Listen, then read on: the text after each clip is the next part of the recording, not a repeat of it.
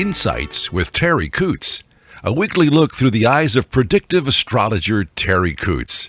Here's Terri. Hello everybody, this is Terri, and you're listening to Insights with Terri Ep.234. Thank you for joining me to explore together again the week of the 24th of August through the 31st, 2025.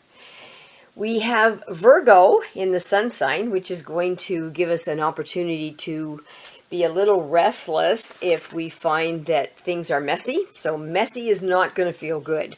So if you want to get a big jump on it ahead of time so you don't feel overwhelmed, just start something. You don't have to do anything big, just start something. Clean a corner of a dresser, pick up a leaf. Anything that shows your soul that you're starting something, you're willing to get organized, and that's what this energy is really strongly all about.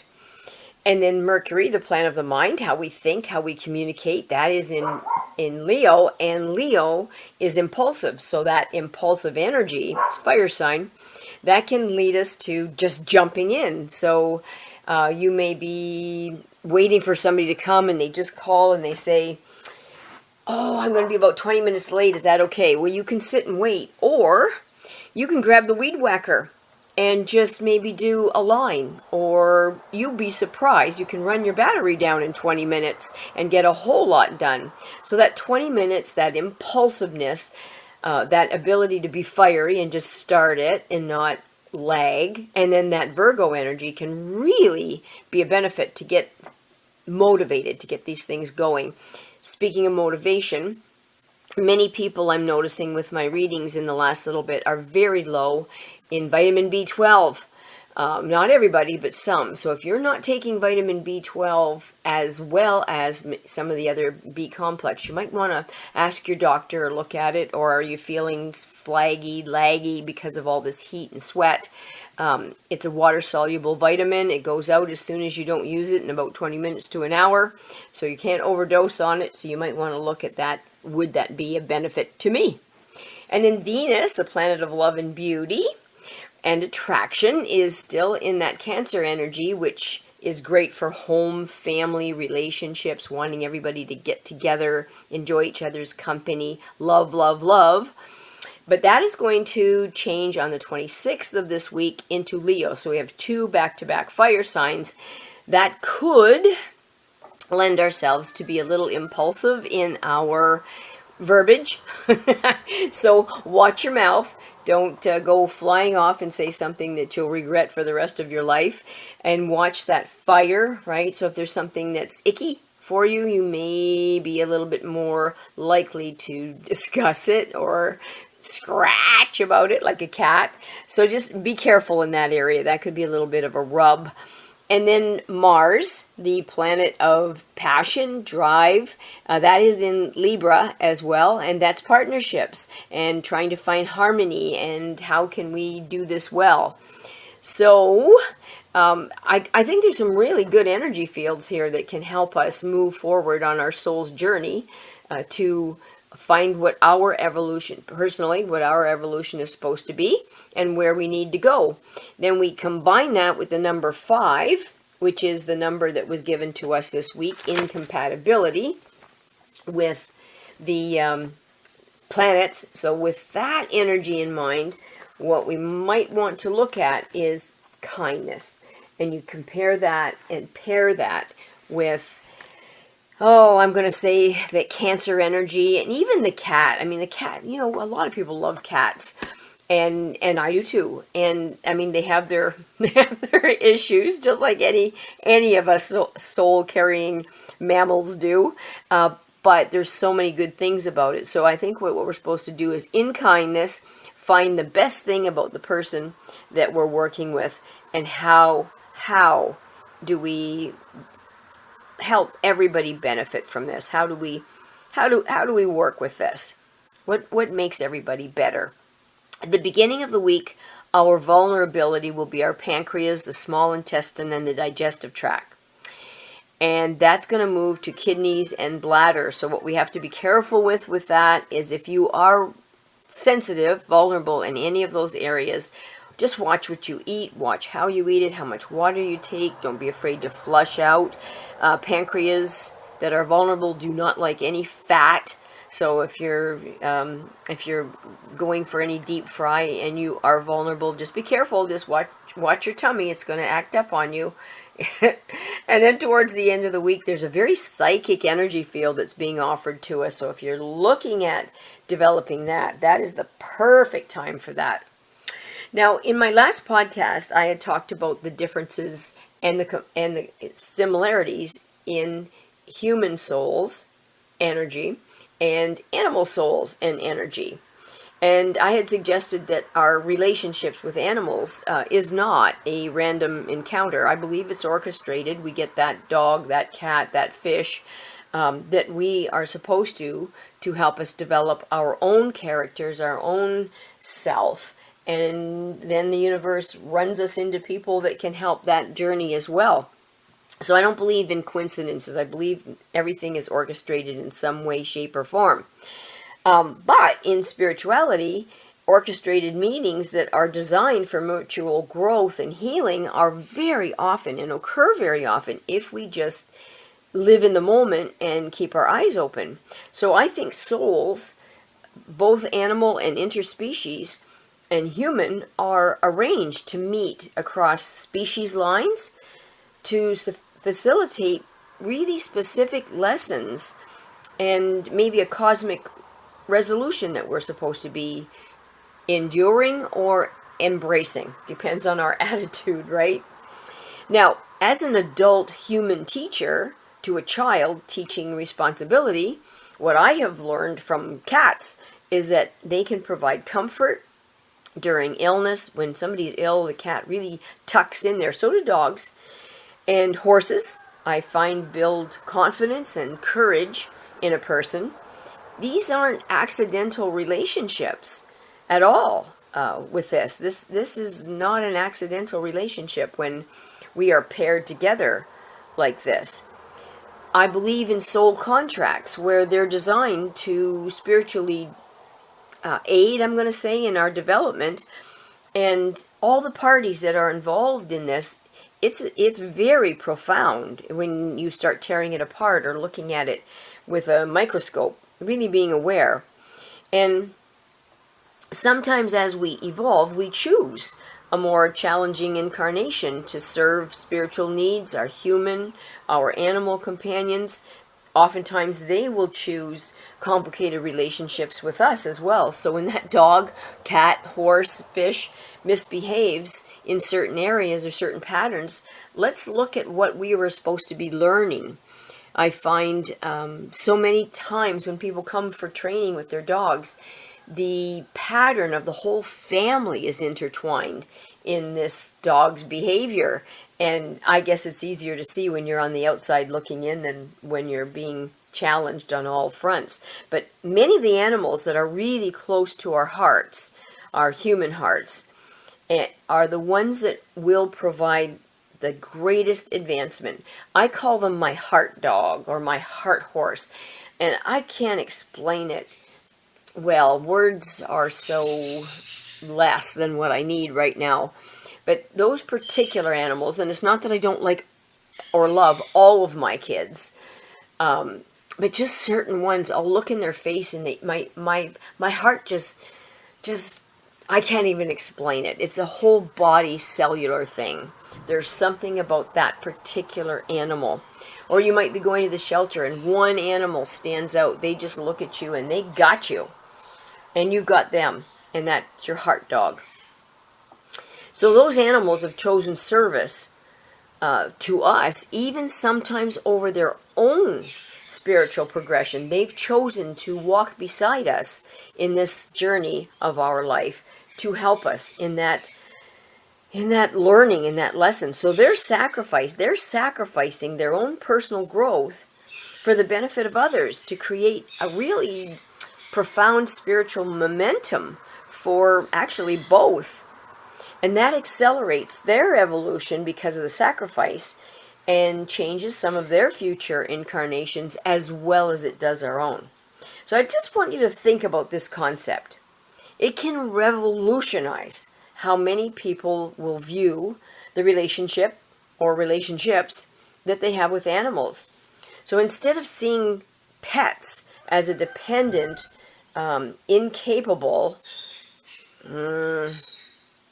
little thing that we dress, if we can recognize them for what they are, our spiritual mentors, our teachers, the wisdom that's expressed through their behavior rather than words, that unconditional love of the dog, that becomes a lesson in divine love. So the love that I have for my dog supersedes, I hate to say, I'm sorry to say it, just about everything. And vice versa. I've had dogs that literally would run through fire for me. I've had horses that do things, I can't even start the stories, that do things that are so not like a prey animal. They are not predators. Horses are they're meant to run, to get out of the way. But when I see them overcoming their fear to help me out of a really tough situation, there is something more than meets the eye there. So they are offering us a lesson in divine love, what God's love feels like. The independence, the self-care of a cat, how a cat looks after themselves. Screw you, I'm looking after myself here. That can become instruction for us to make healthy boundaries. So all of it is wonderful lessons for us if we just open our eyes. The strength, the grace of a horse becomes the model for carrying all of life's burdens with dignity. I've seen some horses in some of the competitions pulling some logs that no animal should be asked to, and just putting everything that they've got, their whole body and soul, into that. So I suggest that we should approach our animals as souls rather than just simple biological entities. And as an animal behaviorist myself, I found that understanding animals as conscious, thinking, feeling beings with a spiritual purpose has helped me explain the behaviors that previously, maybe in my young life, seemed purely instinctual. It's not. It's not. And whether that involves a dog that is your heart dog, or a farm horse that pulls his guts out for you and works all day, even a wild animal that touches our human lives, that's consciousness. And that follows the same principles and patterns as our souls possess. Animals possess a soul. I had a fox come here this morning, and kill one of my male ducks that I raised from a little tiny chick, actually a little egg, last year. So I've had the duck for maybe a year and a half. Now, I wasn't happy about that. I found there was a lot of lessons in it, and I'm not going to take too much of your time, I hope. Once I get going, it's hard to say. The dogs were smelling a post, which was really unusual. It's a post that we go past 1,000 times a day. But they were really stuck on this post. And then my dogs had lots of oil on their backs. And I thought, where would they get this grease? I had oiled the tractor and done that, but that was a while ago. And if they were going to get oily, they would have done it before this.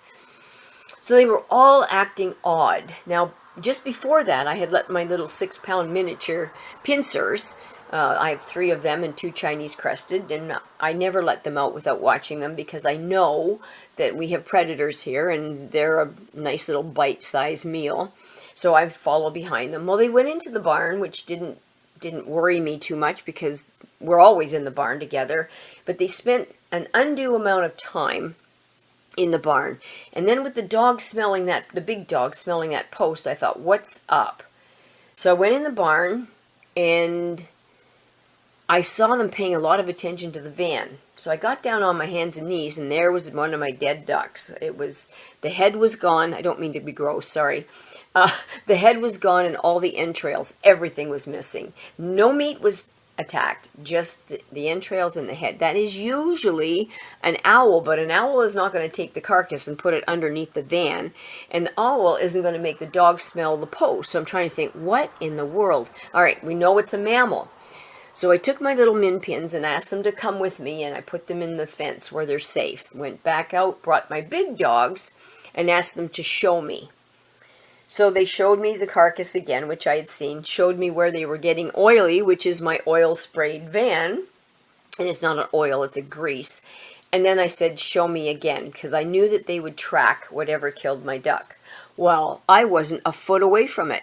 It was holed up across from my van in my little, I have some good wood that I use for building projects, and it was in that pile. Now, I was going to let the dogs have at it, but I saw the fox. I didn't know if it was a coyote pup or a fox. And it looked at me. Well, I was done, right? How do you let something get killed, even if it did kill one of my kids? So I asked my dogs to scare it. Don't kill it, just scare it. So we made it very uncomfortable for that fox, hoping that this fox will not come back to savage the rest of my livestock. And I did it a couple of times. I made the dogs move away, make the dogs go back, and scare it again. I knew the dogs couldn't get to it where it was. They could just scare the holy hell out of it. So then I put my dogs away. As I was putting my dogs away, the fox scattered. It was gone. It went across the road. So I let my dogs out just to let the fox know that you just escaped with your life. Don't come back here. It's really dangerous here. But one of my dogs, I didn't realize, had gone across the road, which is an absolute mortal sin here. They never can pass that gate. I didn't realize it. Car came by, slowed up, and then he passed. It was a truck, actually. And they're going really fast because we're a detour route right now for Walker Road. Stabbed me in the eye with a spoon. I hate it. And then my dog came across the road. That could have been bad. Now, on all counts here, this could have been a nightmare for me. I could have lost one of my small dogs in the barn. That fox easily could have killed any one of my min pins or my Chinese crested. And those little dogs think that they're lions. So had they found them, and they're real good hunters, I don't know how they missed it.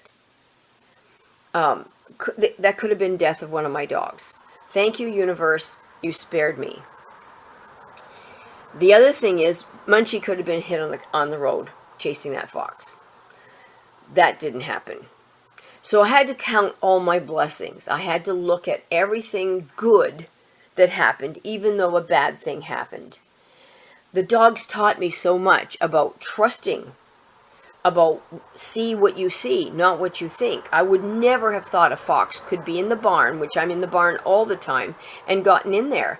And how did the fox kill one of my ducks between 4 o'clock in the afternoon and 5 o'clock in the afternoon? They usually hunt at night. So none of it made logical sense. But when I looked at my animals as my teachers, it was true. They were right. Logic was wrong. What you see, it's right in front of you. Don't pretend you didn't see a red flag. Look at it for what it is. Learn from it. Grow from it. So now I know. Now, I won't trust that the fox won't come back, so I'm going to be really careful with everybody as much as I can and hope that the universe keeps my little guys safe. I'm glad that I didn't harm the fox. I'm hoping that this is enough of a lesson for that little monster. So, do you see all the lessons? That was in what, 1 hour? And I can tell you about 100 other lessons that happened in that one day. And I won't bother you with that. You'll kill me. You'll disconnect. So on that note, I want to leave you with the thought that if we're open and we're awake and we look at things for what they are, we will see and learn so much from our animals, from the universe, from nature. There is so much out there trying to teach us, and the goodness that comes. My dogs weren't killed. The fox didn't die. The duck lost his life, and I'm so very sorry about that. But in truth, I can live with the loss of that duck more than I can live the loss with my little guys that sleep in my lap every night. So look at what's around you, folks. See what animals, what nature, what the trees, what the plants are trying to teach you.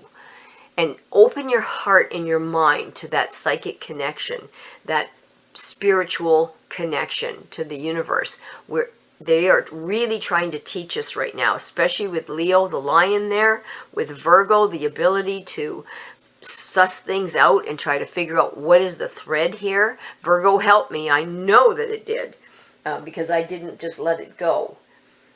And then number 5, the kindness of how can we be kind to each soul that's out there, and maybe it'll be kind to us in retrospect. So on that note, the kindness of Charlie, he's always digging me out of something. Thank you, Charlie O'Brien, for helping me with that problem that I had this week too. He's my digital guru.